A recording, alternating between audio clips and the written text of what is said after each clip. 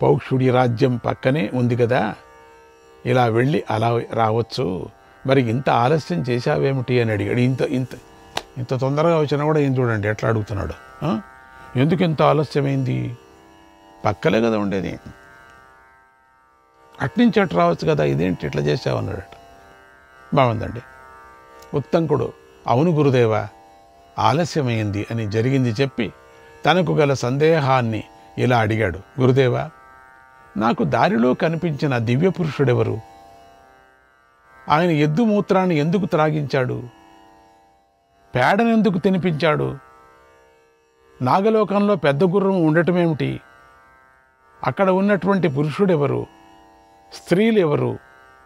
తెలుపు నలుపు దారాలతో కూడినటువంటి ఆ వస్త్రం ఏమిటి? ఇక్కడ ఉన్నటువంటి 6 కుమారులు ఎవరు? అక్కడ ఉన్నటువంటి చక్రం ఏమిటి? నాకిదంతా అగమ్య గోచరంగా ఉంది. నా కుండలాలు తప్పితే ఇంకేం కనపడలేదు అంతే. ఇప్పుడు నాకు అనిపిస్తుంది ఏమిటి ఇవంతా అని. దయచేసి వీరి గురించి నాకు చెప్పండి, నా సందేహాన్ని తొలగించండి అని ప్రార్థించాడు. అప్పుడు వేదుడు ఇలా చెప్పాడు. ఉత్తంకా, నువ్వెంతో అదృష్టవంతుడివయ్యా. మొట్టమొదటిగా నీకు ఎద్దు మీద కనిపించిన వాడు ఇంద్రుడు. ఆయన ఎక్కిన ఎద్దు ఐరావతం. తరువాత నువ్వు తిన్నది పేడ కాదు, అమృతం. అమృతాన్ని నువ్వు తిన్నావు. దాని ప్రభావంతోనే నాగలోకంలో నీకు ఏ ఆపద కలగలేదు, లేకపోతే అన్ని కాట్లు వేసేసేవి. పాతాళలోకంలో మగ్గం నేస్తున్నటువంటి 2 స్త్రీలు ఎవరో కాదు, ధాత విధాతలు. నలుపు దారమే రాత్రి, తెలుపు దారమే పగలు, చిత్రమైన వస్త్రమే రోజు. ఆహా, దీన్ని బాగా గమనించండి. అక్కడ కనిపించినటువంటి చక్రమే సంవత్సరము, దాని 12 రేకులే 12 మాసాలు, 6 కుమారులే 6 ఋతువులు. గుర్రమే అగ్నిదేవుడు, గుర్రం మీద పురుషుడే మేఘుడు. ఓ ఉత్తంక, ఇంద్రుడు నా స్నేహితుడు. నీ మీద దయతో నిన్ను ఇలా అనుగ్రహించాడు. ఆయన అనుగ్రహంతోనే నువ్వు కుండలాలను తీసుకొని రాగలిగావు. నీ గురుభక్తే నీకు ఇంత గొప్పవాణ్ణి చేసింది, నిన్ను ఇంత గొప్పవాణ్ణి చేసింది. నిన్ను చూస్తుంటే నాకు బ్రహ్మానందం కలుగుతుంది. గురుదక్షిణ సమర్పించి గురు రుణం తీర్చుకొన్నావు. ఇక ఇంటికి వెళ్ళి పెళ్లి చేసుకో, సుఖంగా ఉండు అని ఆశీర్వదించాడు. గురుదక్షిణ సమర్పించడం వల్ల వంశం వృద్ధి చెందుతుంది. ఉపనిషత్తులు చెప్పాయి. ఈ కథలో గురువుకు శిష్యుడిపై గల ప్రేమ, శిష్యుడికి గురువుపై గల భక్తి తెలుపబడ్డాయి. ధర్మ సాధన కోసం పూనుకున్న ఉత్తంకుడి పట్ల ఇంద్రుడు ప్రసన్నుడయ్యాడు. అడుగడుగునా సహాయం చేసి విజయం అందించాడు. ధర్మ సాధనే మానవులకు అమృతత్వ సిద్ధిని కలిగిస్తుంది. ధర్మాత్ముడికి దేవతలు సహాయం చేస్తారు అని మనకి కథలోని నీతి తెలుపుతుంది. తర్వాత ఉత్తంకుడు ఆయనకు నమస్కారం చేసి బయలుదేరాడు. దారిలో తక్షకుడు చేసిన మోసాన్ని గుర్తు చేసుకొని మండిపడ్డాడు. ఎలాగైనా సరే తగిన ప్రతీకారం చేయాలనుకొని హస్తినాపురానికి వెళ్ళాడు. జనమేజయ మహారాజును కలుసుకున్నాడు. జనమేజయుడు ఉత్తంక మహర్షిని పూజించాడు. ఉత్తంకుడు జనమేజయుడితో, ఓ మహారాజా, నీ తండ్రి పరీక్షిత్తు ధర్మాత్ముడు. సమయం దొరికింది చూడండి. ఇప్పుడు ప్రజలను కన్నబిడ్డలాగా చూసుకునేవాడు, ఎప్పుడూ ప్రజలను సంతోషపెట్టేవాడు. అటువంటి ధర్మాత్ముడైన మహారాజును దుర్మార్గుడు, పావులలో నీచుడు అయినటువంటి తక్షకుడు కాటువేసి చంపేశాడు. అప్పుడు నీ తండ్రిని రక్షించాలని కశ్యపుడనే బ్రాహ్మణుడు వస్తూ ఉంటే అతన్ని కూడా మాయమాటలు చెప్పి మోసం చేసి వెనక్కి పంపించేశాడు. అంతేకాదు, మా గురుపత్ని కోసం నేను కుండలాలు తెస్తుంటే వాడు నన్ను అకారణంగా ముప్పు తిప్పలు పెట్టాడు. కుండలాలు ఎత్తుకుపోయి వేడిపించాడు. అపకారం చేయటమే వాడి స్వభావం. అలాంటి పాపికి నువ్వు తగిన శాస్తి చేయాలి. అందుకు సర్పయాగం ఒక్కటే మందు. సర్పయాగం చేసి ఆ దుష్టుణ్ణి చంపు. నీ తండ్రి మరణానికి కారకుడైన వాడిపై ప్రతీకారం తీర్చుకో. నన్ను ఏడిపించిన వాడిని శిక్షించి నాకు సంతోషాన్ని కలిగించు అన్నాడు. వంశంలో ఒక్క దుష్టుడు పుడితే వంశమంతా నశిస్తుంది కదా. అదేవిధంగా దుష్టుడైన తక్షకుడి మూలంగా సర్పజాతి అంతా నాశనమైపోవాలని ఉత్తంకుడు సంకల్పించాడు. జనమేజయుడు తక్షకుని మూలంగా తన తండ్రి పరీక్షిత్తు మరణించాడు అని తెలుసుకొని ఎంతో బాధపడ్డాడు. తక్షకుడిపై కోపించాడు కూడా. ఉత్తంకుడి మాటలు విని ఒక పక్క తండ్రి మరణానికి చింతిస్తూ మరోపక్క తక్షకుడిపై ప్రతీకార జ్వాలతో రగిలిపోయాడు. శ్రీకృష్ణాయ నమః. ఓం పరమాత్మనే నమః. శ్రీ వేదవ్యాసాయ నమః. ఈరోజు మనం 4వ అధ్యాయం పౌలోమ పర్వము దానికి వెళుతున్నాం. ఈ 4వ అధ్యాయం నుండి పౌలోమ పర్వం ప్రారంభమవుతుంది. ఇందులో సత్కర్మల పట్ల మరియు సత్కథల పట్ల మునులకు గల ఆసక్తి తెలుపబడింది. ఇక్కడ సత్కర్మ చాలా ముఖ్యమైనది. నువ్వు ఎంత శక్తివంతుడైనప్పటికీ, ఎంత నువ్వు శక్తిని సంగ్రహించినప్పటికీ కూడా కర్మను వదలకూడదు. నీ గురువు నీకేమి కర్మ నియమించాడో అది చేయాల్సిందే, నువ్వెంత పెద్దవాడైనా పర్వాలేదు. ఈ 4వ అధ్యాయంలో మనం ఈ నైమిషారణ్యంలో శౌనక మహర్షి ఋషులందరితో కలిసి 12 వార్షిక సత్రయాగాన్ని చేస్తున్నాడు. 12 సంవత్సరాలు అట్లా 12వ చేస్తున్నారు. అక్కడికి లోమహర్షుడి పుత్రుడైనటువంటి ఉగ్రశ్రవ సూతుడు వచ్చాడు. ఆయన అందరికీ నమస్కారం చేసి, పూజ్యులారా, మీరు నా నుంచి ఏమి వినాలని కోరుకుంటున్నారు?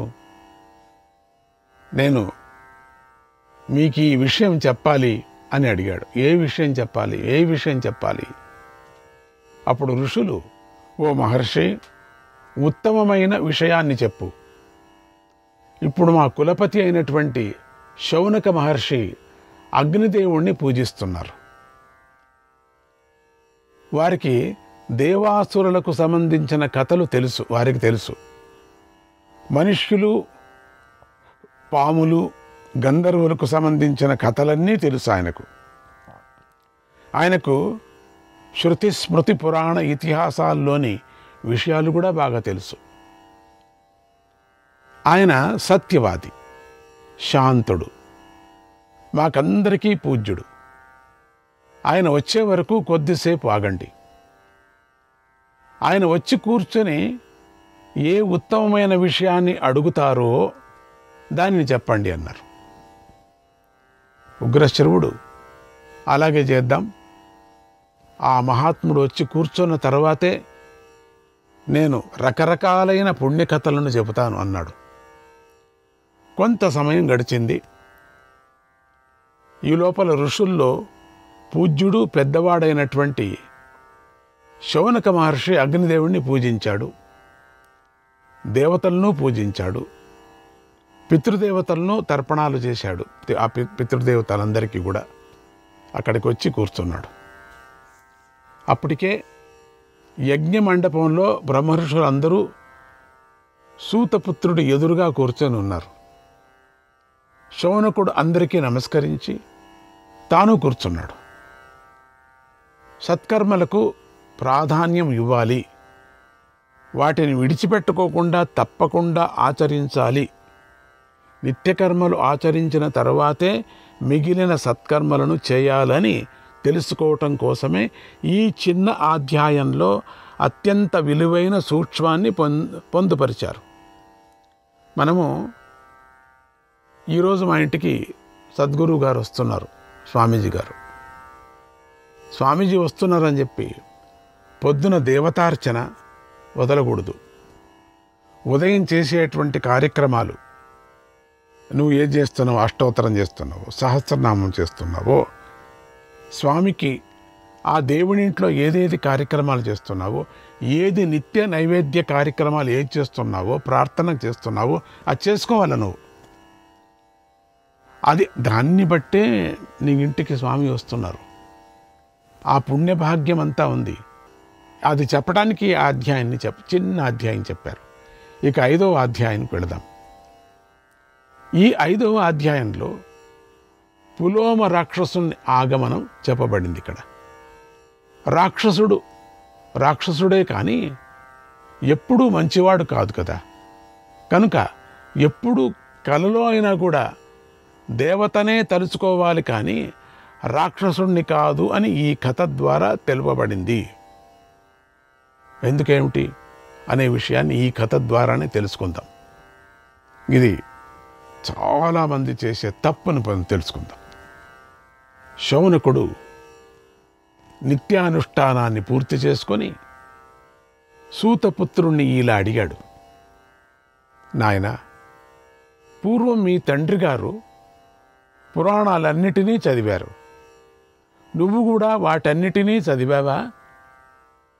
పురాణాల్లో దివ్యమైన కథలు ఉంటాయి కదా, రాజఋషులు, బ్రహ్మఋషులు, వంశచరిత్రలు ఉంటాయి కదా, వాటన్నిటినీ మేము నీ తండ్రి గారి నోటి నుండి ఎప్పుడో మేము విన్నాం. వాళ్ళంతా పెద్దవాళ్ళు, సీనియర్స్. ఇప్పుడు మాకు భృగు వంశాన్ని గురించి చెప్పు. ఇప్పుడు ఇటీవల నడిచేది, ఆ టైంలో నడిచేది ఆ వంశ చరిత్ర వినాలని మాకెంతో కుతూహలంగా ఉంది అని అడిగాడు. మహర్షులు కూడా అదే విషయాన్ని చెప్పమని ఆసక్తి చూపారు. సూత మహర్షి సరే అని భార్గవ వంశం గురించి ఇలా చెప్పాడు. ఓ భృగునందన, వైశంపాయనుడు మొదలైనటువంటి పెద్దలందరూ చక్కగా చెప్పిన పురాణమంతా నాకు తెలుసు. నా తండ్రి నా చేత చదివించాడు. ఇవన్నీ మనం వినాల. మహాభారతం ముందుగా జరిగినటువంటి యుగయుగాలు, ఎన్నో యుగాలు వచ్చాయి కదా, ఇవన్నీ మనం వినకపోతే ఎట్లా? నేను కూడా చక్కగా చదివి తెలుసుకున్నాను ఆ సమయంలో. భార్గవ వంశం చాలా గొప్పది. ఇంద్రాది దేవతలు, ఋషులు, మరుద్గణం చేత ఆ వంశం స్తుతించబడింది. అంటే ఒకనాడు ఆ బ్రహ్మదేవుడు వరుణుని వద్ద యజ్ఞం చేస్తూ హోమకుండం నుంచి భృగువుని పుట్టించాడు. ఆ భృగువుకు ప్రియమైన పుత్రుడే చ్యవ్యనుడు. ఆ చ్యవ్యనుడి పుత్రుడు ప్రమతి. అతడు ధర్మాత్ముడు. అతడికి గృథాచి అనే అప్సరస యందు రురుడు పుట్టాడు. రురుడికి ప్రమద్వర యందు శునకుడు పుట్టాడు. అతడు వేదాలు తెలిసిన పండితుడు. నీకు ముత్తాత పరిమితామహుడు అవుతాడు. అతడు ఆచారవంతుడు, నియమశీలి అన్నాడు. వెంటనే శౌనక మహర్షి, ఓ సూతపుత్ర,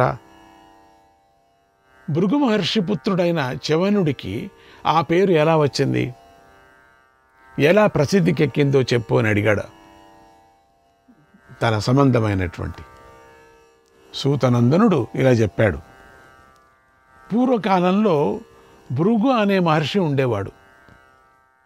ఆయన భార్య పులోమ. ఆ దంపతులు ధర్మంగా జీవిస్తూ ఉండేవారు దంపతులు. ఒకనాడు పులోమ గర్భవతి అయింది. ఒకనాడు భృగు ఋషి స్నానం చేయాలని ఆశ్రమం నుండి బయటకు వెళ్ళాడు.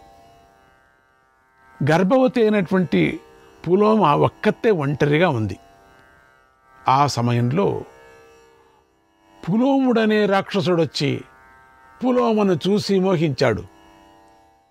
ఆ రాక్షస పేరు పులోముడే. అది అప్పుడప్పుడు అట్లా యాక్సిడెంటల్గా అవుతూ ఉంటాయి ఒక్కొక్క పేరు. పులోమ ఇంటికి వచ్చిన అతిథిని దేవుడిగా భావించింది. పాపం రాక్షసుడు వచ్చినవాడు అతిథిగా భావించింది. ఆవిడికి ట్రైనింగ్ అదే కదా. లోపలికి పిలిచింది, పండ్లు ఫలాలిచ్చి నేను చెప్పే కథలన్నీ కూడా ద్వాపర త్రేత ఆ యుగాల సంగతి బాగా జ్ఞాపకం పెట్టుకోండి. ఏదో ఇప్పటిది కాదు. ఇంకా భాగవతం ఉంది. కథ చెప్పేటప్పుడు భాగవతం అయిన తర్వాత వచ్చే కథలు కొడుకుని వస్తాయి. అది కలియుగం. పండ్లు ఫలాలు ఇచ్చి పూజించింది అతిథి. ఆమెకు ఆ రాక్షసుడి దుష్టబుద్ధి తెలియదు. వాడేమో కామపీడితుడై ఉన్నాడు. ఆశ్రమం అంతా ఖాళీగా ఉండటం, ఆమె ఒక్కతే ఒంటరిగా ఉండటం చూసి ఆనందించాడు. ఉండిన 2-3 శిష్యులు కూడా ఆ గురువుగారి చేతులు గడిపారు స్నానానికి. అది ఏం స్నానమో ఏంటో అప్పట్లో. ఎప్పుడు సమయం దొరుకుతుందా, ఎప్పుడు ఈమెను ఎత్తుకుపోదామా అని ఆలోచించసాగాడు. ఈ సందర్భంలో పులోమ జీవితానికి సంబంధించిన ఒక విశేషాన్ని తెలుసుకుందాం. ఇప్పుడు ఈ పులోమకి ఏమి ఇది ఒక విశేషం ఉంది, ఒక సస్పెన్స్ ఉంది. పులోమ చిన్నతనంలో ఏడుస్తున్నప్పుడల్లా ఆమె ఏడుపును మానించడం కోసం తండ్రి రాక్షసుడు వస్తాడు, నిన్ను పట్టుకుపోతాడు అంటూ ఉండేవాడట. ఇప్పుడు మనం పిల్లలకు బూచివాడొస్తాడు, బూచివాడొస్తాడు, పట్టుకుపోతాడు అని అంటాం కదా. ఆ అపశక్కని పలకూడదు. ఓ జాగ్రత్త, నేను ఇంద్రుడు వస్తాడు, ఎత్తకపోతాడు, విష్ణు వస్తాడు, తీసుకుపోతాడు అట్లా చెప్పాలా. ఇంకా తెలియదు కదా పిల్లకు విష్ణు ఎవరో ఇంద్రుడు ఎవరో తెలియదు కదా, ఊరికే ఉండిపోతుంది. మనమే అట్లా చేస్తున్నాం. భయంకరంగా ఆ పండ్లు పెట్టుకొని నల్లగా అట్లా ఉంటే ఇంతలావు కండ్లు, రాక్షసుడు వస్తాడు, ఎత్తకపోతాడు, నువ్వు ఏడుపు నిలపకపోతే అంటే భయపడుతుంది. అట్లనే ఆనందమైనటువంటి కండ్లు, అత్యద్భుతమైనటువంటి ఆ కరుణ దృష్టితో ఉండే, శంకు చక్రాలతో ఉండే విష్ణు వచ్చి నిన్ను ఎత్తకపోతాడు చెప్పే విధానంలో ఉంది. అప్పుడు కూడా భయపడి పడుకుంటుంది. ఇది ఇప్పుడు చేసే పని. అప్పుడు తథాస్తు దేవతలు పలికేవారు. రాక్షసుడు ఎత్తకపోతాడు అని చిన్నప్పుడు అట్లా చెప్పేది వాళ్ళ నాన్న వాళ్ళమ్మ. ఒకరోజు వాళ్ళ ఇంట్లో పులోమ రాక్షసుడు దాగి ఉన్నాడు. వారి మాటలంతా విని ఈమె నా భార్య అనుకున్నాడు. ఎత్తకపోతాడంటే భార్య అని అర్థం. అప్పట్లో రాక్షసులు మాయావి, వాళ్ళ కామరూపులు. అక్కడ దాగి ఉన్నాడు ఆ రోజు. అట్లా చిన్నప్పుడే దాగాడు. అది విన్నాడు. అయితే ఈ పిల్ల నా భార్య. వాడికి ఎట్లా అనిపించింది. అప్పటి నుంచి వేచి ఉన్నాడు. నన్ను ఎత్తకపోమని చెప్పారు కదా వీళ్ళు, ఇంకేమి. పులోమకు భృగు మహర్షితో పెళ్ళై వేరే చోటుకి వెళ్ళిపోవటంతో రాక్షసుడికి ఆమె కనిపించలేదు. దిన్నం వచ్చి చూసేవాడు, కానీ అక్కడ కనిపించలే. వెళ్ళిపోయింది ఆమె వేరే మునితో పెళ్లి చేసుకొని. మళ్ళీ ఇన్నాళ్లకు పులోమ కనిపించింది. రాక్షసుడికి ఆనందమైంది. దీనిలోని అర్థం ఏమిటంటే, పిల్లల్ని బెదిరించటానికైనా నవ్వించటానికైనా చెడు మాటలు పలకకూడదు. జ్ఞాపకం పెట్టుకోండి, చెడు మాటలు పలకకూడదు. ఓ చూడు అట్లా అంటాడు, ఆ పిల్లలు భయపడతారు. అట్లా ఒకవేళ భయపడినా కూడా మనకు కావలసిన వాళ్ళు మామ రాది, అంకల్ రాది, అట్లా ఆ విధంగా పరిచయం చేయాలి పిల్లలకి. పిల్లలను బుజ్జగిద్దామని పులోమ తండ్రి చేసినటువంటి తప్పిదం వల్ల రాక్షసుడి దృష్టి ఆమె మీద పడింది. అప్పటి నుంచి పడింది, చిన్నప్పటి నుంచి పడిపోయింది. దిన్నము పేరు పెట్టి పిలిచేవారు కదా, అందుకని ఆయన నేను తప్పు చేశాను అని ఎప్పుడూ బాధపడుతూ ఉండేవాడు. అప్పుడప్పుడు ఎంత పని చేశా, కూతురికి నేను ఎట్లా చేశానని. కూతురికి ఎప్పుడూ రాక్షస పీడ కలుగుతుందో అని భయపడుతూ కూడా ఉండేవాడు. రాక్షస పీడ కలుగుతుంది పిల్లకు, ఆయనకు తెలుసుకున్నాడు. ఆమె చల్లగా ఉండాలని భగవంతుని ప్రార్థిస్తూ ఉండేవాడు. కనుక తల్లిదండ్రులు ఈ ధర్మాన్ని తెలుసుకొని ఆచరిస్తే పిల్లలు కష్టాల పాలు కారు. శ్రీకృష్ణాయ పరమాత్మనే నమః.